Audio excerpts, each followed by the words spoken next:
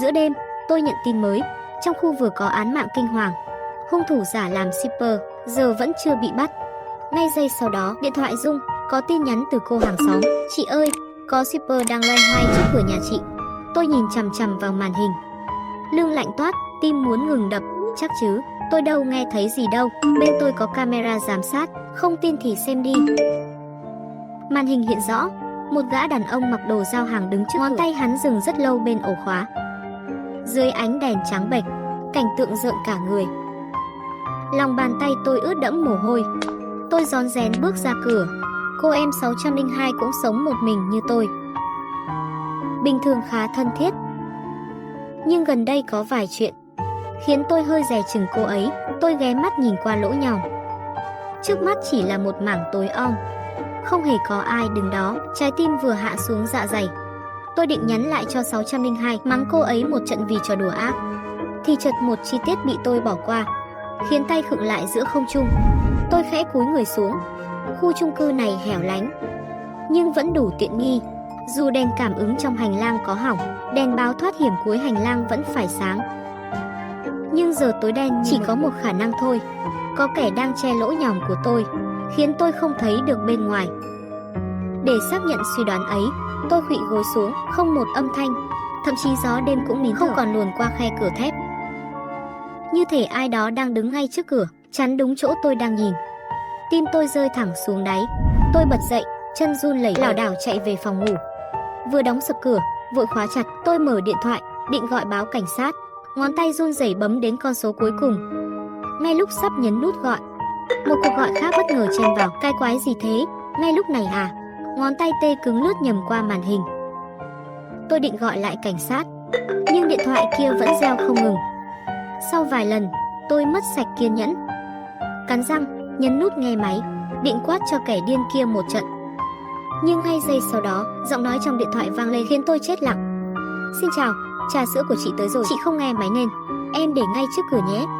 Giọng shipper thở hổn hển, mệt mỏi. Lúc này tôi mới sực nhớ, một tiếng trước thôi, tôi đã gọi liền 3 đơn ăn đêm. Bún ốc, gà rán đều đến đủ.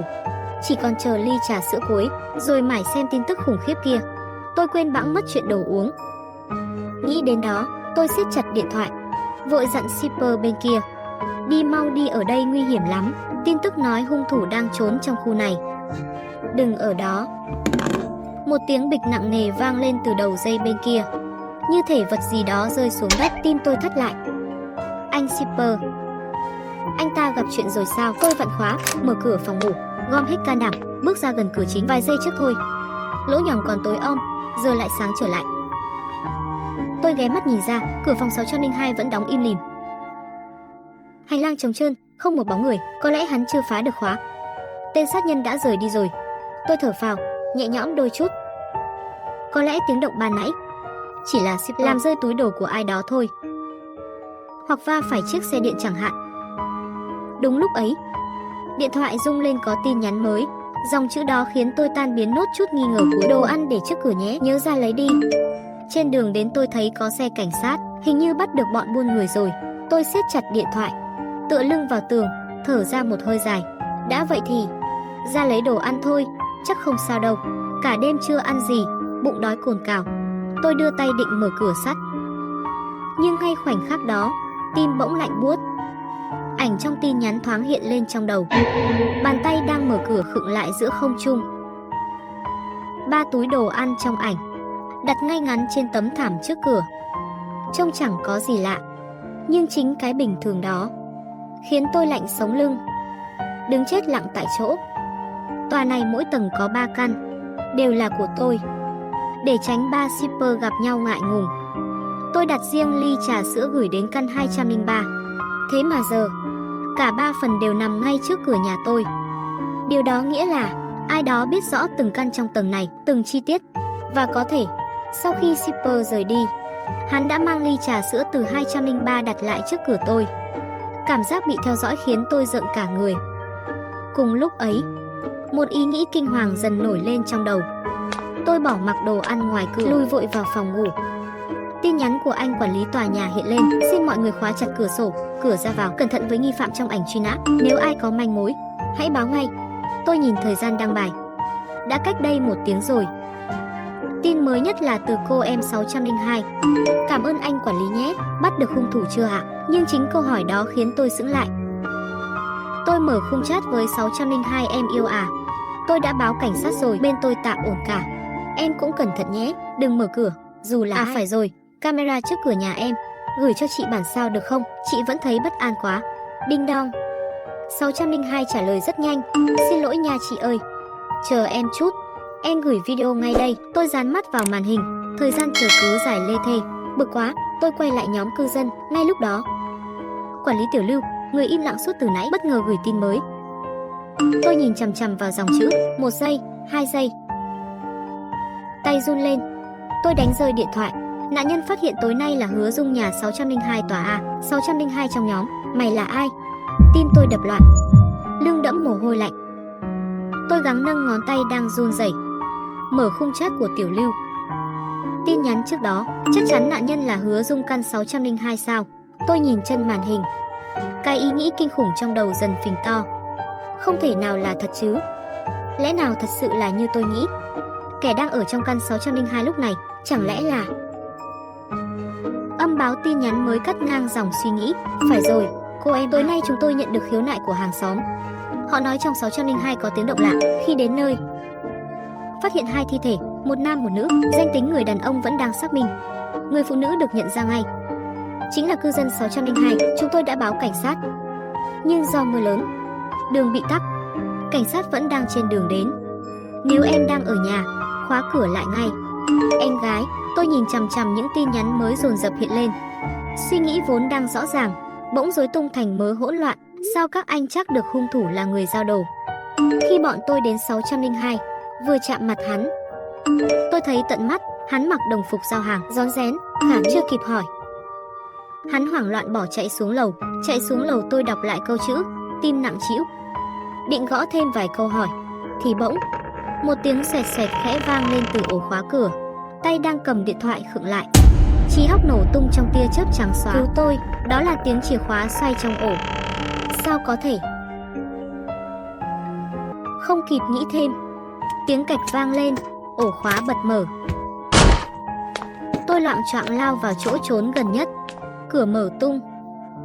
Không khí tràn ngập mùi ẩm, lẫn mùi gì tanh. Tôi co người trong bóng tối, không dám thở mạnh. Qua khe hở nhỏ xíu, tôi thấy một đôi giày thể thao đen chậm rãi tiến lại gần chỗ tôi trốn. Trời ơi, hắn có phát hiện ra tôi không? Hắn là ai vậy? Người chết ở 602 là do hắn giết nhầm sao? Nên giờ hắn quay lại tìm tôi à? Nhưng làm sao hắn biết?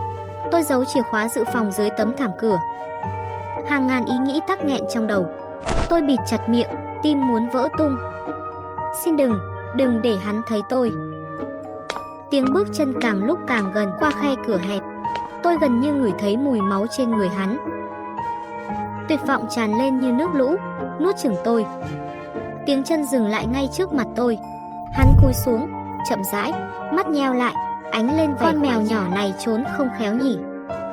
Nếu bị bắt đuôi rồi, thì phải chịu chém thôi. Mèo, ra đây nào, mèo con, ra đi.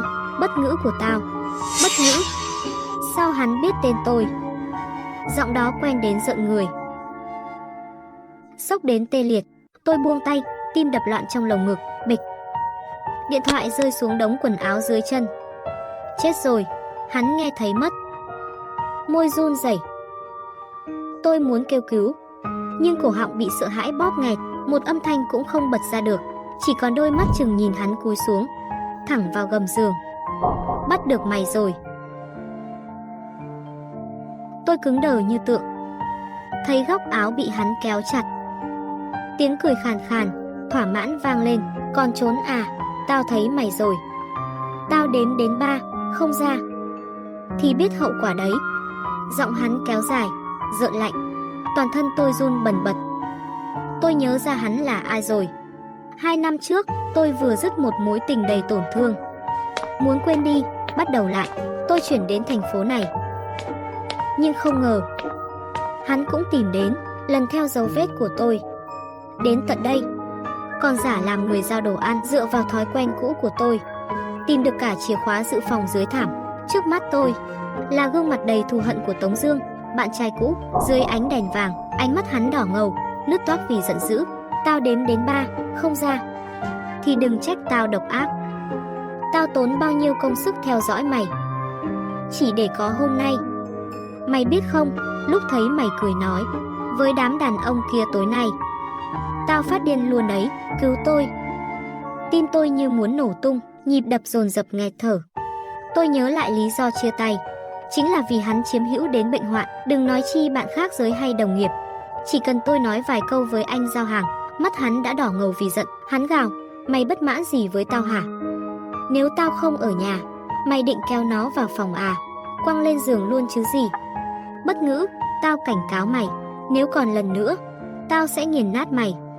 Những lời đe dọa ấy ùa về như tiếng vọng trong đầu. Lưng tôi ướt đẫm mồ hôi, run rẩy không kiểm soát. Không thể trốn nữa, phải thoát ra thôi. Nhưng tôi phải làm sao bây giờ? Hai, cứu tôi.